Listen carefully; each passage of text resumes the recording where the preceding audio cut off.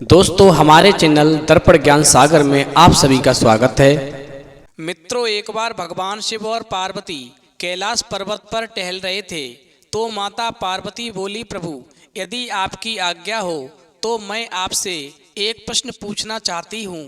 फिर भगवान शिव कहने लगे, ठीक है पार्वती, तुम अपना प्रश्न पूछ सकती हो। तो पार्वती बोली, प्रभु मैं ये जानना चाहती हूँ कि कौन सा पाप स्त्री या पुरुष को संतानहीन, गुणहीन, धनहीन एवं विवेकहीन बना देता है। फिर भगवान शिव कहते हैं, पार्वती मैं तुम्हें एक छोटी सी कहानी सुनाता हूँ, जिस कहानी को सुनने के बाद में तुम्हारे प्रश्न का उत्तर तुम्हें निश्चित मिल जाएगा। इसलिए कहानी को बड़े ही ध्यान से और पूरा सुनना, क्योंकि आधी अधूरी कहानी सुनने से हमेशा आधा अधूरा ही ज्ञान प्राप्त होता है, जो जीवन में कभी काम नहीं आता। फिर माता पार्वती कहती हैं, प्रभु मैं आपको वचन देती हूँ, जब तक आप कहानी सुनाएंगे मेरा मन कहीं दूसरी तरफ नहीं भटकेगा। आप कहानी को शुरू कीजिए, मैं कहानी को पूरा और मन से सुनूंगी। तो मित्रों, कहानी शुरू करने से पहले मेरा आप सभी से अनुरोध है कि आप हमारी कहानी में खो जाएं। उससे पहले हमारे चैनल को सब्सक्राइब करके बेल आइकन अवश्य दबा लें, जिससे हमारी हर वीडियो का नोटिफिकेशन सबसे पहले आप तक पहुंच सके और आप हमारी हर वीडियो से प्राप्त ज्ञान का अपने जीवन में लाभ उठा सकें। तो आइए कहानी शुरू करते हैं। भगवान शिव कहते हैं, पार्वती एक बार एक राज्य में एक राजा था। उसकी बहुत ही सुंदर राजकुमारी थी। जब वो राजकुमारी बहुत छोटी थी तो रानी उससे कहती थी कि मेरी चिड़िया जैसी प्यारी बेटी, तू इतनी जल्दी बड़ी हो रही है, किसी दिन कोई चिड़ा आकर के तुझे लेकर चला जाएगा। वहीं रानी को इस बात की चिंता रहती थी कि किसी दिन उसकी लाडली बेटी उसे छोड़कर चली जाएगी। रानी बड़े प्यार से अपनी राजकुमारी से अक्सर यही कहती थी कि जब बेटी तू बड़ी हो जाएगी तो कोई चिड़ा तुझे निश्चित उड़ाकर ले जाएगा। वहीं एक दिन वो राजकुमारी जो थी अपनी सहेलियों के साथ में एक बगीचे में खेल रही थी और एक पेड़ के ऊपर एक चिड़ा बैठा था। फिर रानी ने अपनी बेटी से पुनः वही बात दोहराई और कहा, बहुत जल्दी तू मुझसे दूर चली जाएगी और एक दिन कोई चिड़ा आकर के तुझे हमेशा के लिए अपने साथ उड़ा ले जाएगा। भगवान शिव कहते हैं, पार्वती जब रानी ने इतनी बात कही कि कोई चिड़ा उसे अपने साथ उड़ाकर ले जाएगा, तो वहीं पास पर पेड़ पर बैठा हुआ एक चिड़ा इस बात को ध्यान से सुन रहा था। यानी वो चिड़ा रानी की बात को बड़े ही ध्यान से सुन रहा था।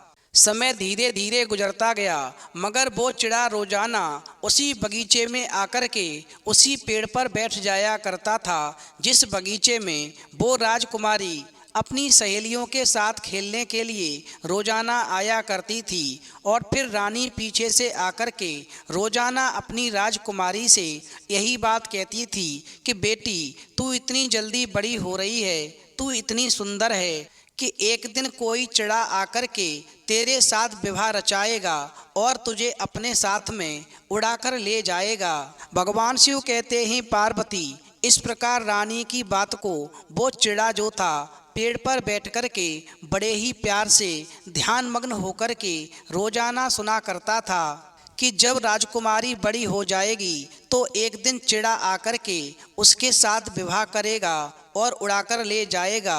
वहीं पेड़ पर बैठा हुआ चिड़ा जब रानी की बात को सुना करता था कि कोई चिड़ा उसकी राजकुमारी को उड़ाकर ले जाएगा, तो वो चिड़ा जो था मन ही मन में ये सोच करके बहुत खुश हुआ करता था कि एक दिन ये राजकुमारी मेरी होगी, मैं निश्चित ही इसके साथ विवाह करूँगा और इसे उड़ा करके अपने साथ लेकर चला जाऊँगा। फिर समय धीरे धीरे गुजरने लगा और फिर वो चिड़ा जो था उस राजकुमारी के बड़े होने का इंतजार करने लगा कि कब राजकुमारी जल्दी बड़ी हो जाए और वो उसके साथ में शादी करे और उसे अपने साथ उड़ाकर ले जाए। भगवान शिव कहते हैं, पार्वती, जब राजकुमारी बड़ी हो जाती है, लेकिन जैसा चिड़ा ने सोचा था, जैसा चिड़ा रानी के मुंह से सुनता था, आखिरकार वैसा नहीं हुआ। एक दिन जब राजकुमारी बड़ी हो गई तो राजकुमारी की शादी की तैयारियां शुरू हो गईं और एक राजकुमार अपनी बारात लेकर के राजकुमारी से विवाह करने आ गया। वहीं उस राजकुमार को दूल्हा बना देख करके वो चिड़ा जो था बहुत निराश हुआ। वो तो बहुत दिनों से इसी उम्मीद में कुंवारा बैठा था कि रानी अपनी राजकुमारी को किसी चिड़े के साथ उड़ने भेजेगी और वो राजकुमारी को उड़ाकर ले जाएगा।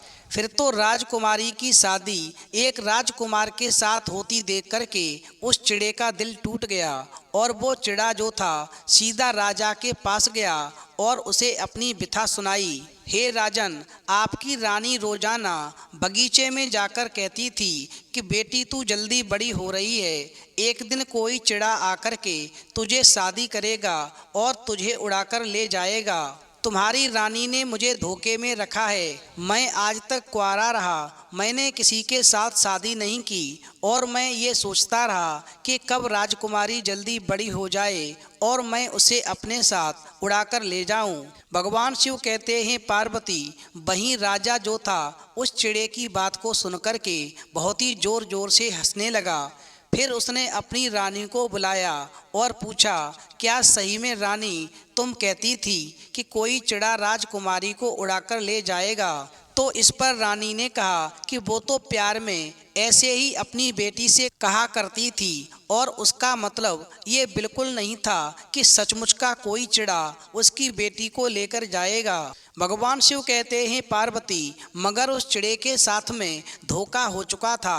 वो राजकुमारी को अपने साथ ले जाने के लिए अड़ गया। वहीं राजा ने अपनी बेटी को चिड़ा के साथ विवाह करके भेजने से इनकार कर दिया।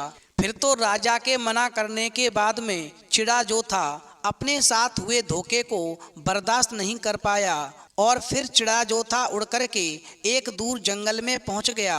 वहां उसने अपने सारे समुदाय को इकट्ठा किया और राजा से युद्ध करने की तैयारियां शुरू कर दी। वहीं राजा को अपनी सेना पर भी बहुत घमंड था। वो चिड़ियाओं से लड़ाई करने के लिए तैयार हो गया, लेकिन राजा की सेना को चिड़ा की सेना के आगे हार का सामना करना पड़ा। वहीं युद्ध जीतने के बाद में जब चिड़ा राजकुमारी को अपने साथ उड़ाकर ले जाने को तैयार हुआ तो देवताओं ने हाहाकार मचा दिया। उन्होंने कहा, अगर ऐसा हो गया तो आगे आने वाली पीढ़ियों का क्या होगा और फिर चिड़िया और आदमी के विवाह से जो संतान उत्पन्न होगी वो कैसी होगी। वहीं देवताओं ने उस चिड़े की प्रजाति को काफ़ी समझाया।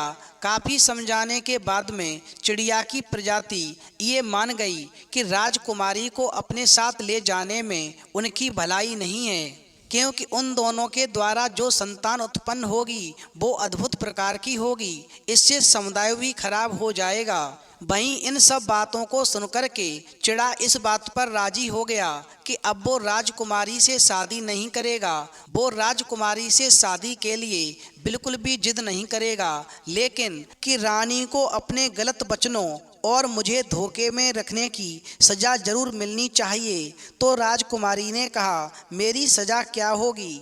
फिर चिड़ा ने कहा, जो स्त्री या पुरुष 10 प्रकार के पाप करता है उसे एक जन्म के लिए संतानहीन, गुणहीन, धनहीन एवं विवेकहीन बनना पड़ता है। और तुमने जो पाप किया है वो भी इन 10 पापों में से एक है, इसलिए तुम्हें भी अगले जन्म में संतानहीन, गुणहीन, धनहीन एवं विवेकहीन होना पड़ेगा। इससे कभी किसी के साथ में मजाक ना करो, कभी किसी को धोखे में ना रखो। फिर वो राजकुमारी चिड़े से कहती है, अच्छा एक बात बताओ, वो 10 पाप कौन से हैं जिनमें से मैंने एक पाप किया है? तो चिड़ा कहता है, मैं तुम्हें उन 10 पापों के बारे में बताता हूँ। पहला पाप, किसी भी स्त्री का अपमान करना पाप है। ध्यान रखें, कभी भी गर्भवती या मासिक धर्म के दौरान किसी महिला को बुरा बोलना, उसका अपमान करना महापाप है। ये पाप करने वाला व्यक्ति भी कभी सुखी नहीं रहता और उसे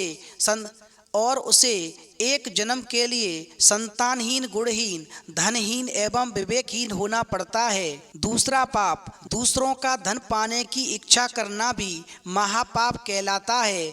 इस पाप को करने वाला स्त्री पुरुष भी एक जन्म के लिए संतानहीन, गुणहीन, धनहीन एवं विवेकहीन हो जाता है। तीसरा पाप, किसी सीधे साधे इंसान को या किसी भी पशु पक्षी या जीव को कष्ट देना, उसे नुकसान पहुंचाना, उसे धोखे में रखना, उनके लिए बाधाएं पैदा करना या बाधाएं पैदा करने की योजना बनाना महापाप कहलाता है। और ऐसे पाप करने वाले स्त्री या पुरुष को एक जन्म के लिए संतानहीन, गुणहीन, धनहीन एवं विवेकहीन होना पड़ता है। चौथा पाप, अच्छा बुरा सही गलत जानने और समझने के बाद भी यदि कोई गलत काम करता है तो वो भी महापाप कहलाता है और उसकी सजा उसे अवश्य मिलती है।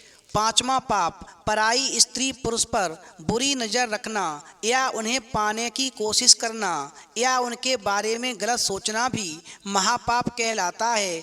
और ऐसा पाप करने वाला स्त्री या पुरुष एक जन्म के लिए संतानहीन, गुणहीन, धनहीन एवं विवेकहीन हो जाता है। छठवां पाप, दूसरों के मान सम्मान को नुकसान पहुंचाने की नीयत से झूठ बोलना, छल कपट करना और षड्यंत्र रचना पाप कहलाता है। सातवां पाप, छोटे बच्चों, महिलाओं या किसी भी कमजोर व्यक्ति या जीव के खिलाफ हिंसा करना, असामाजिक कर्म करना भी महापाप कहलाता है। आठवां पाप, किसी मंदिर या धार्मिक स्थलों से किसी चीज को चुराना या गलत तरीके से दूसरों की संपत्ति हथियाना भी महापाप कहलाता है।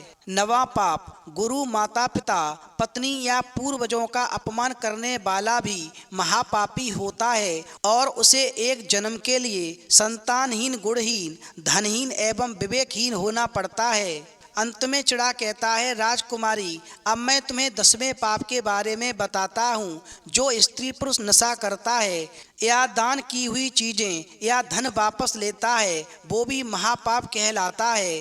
किसी भी प्रकार के अधर्म में भागीदार बनना भी महापाप कहलाता है और ऐसे स्त्री या पुरुष को एक जन्म के लिए संतानहीन, गुणहीन, धनहीन एवं विवेकहीन होना ही पड़ता है।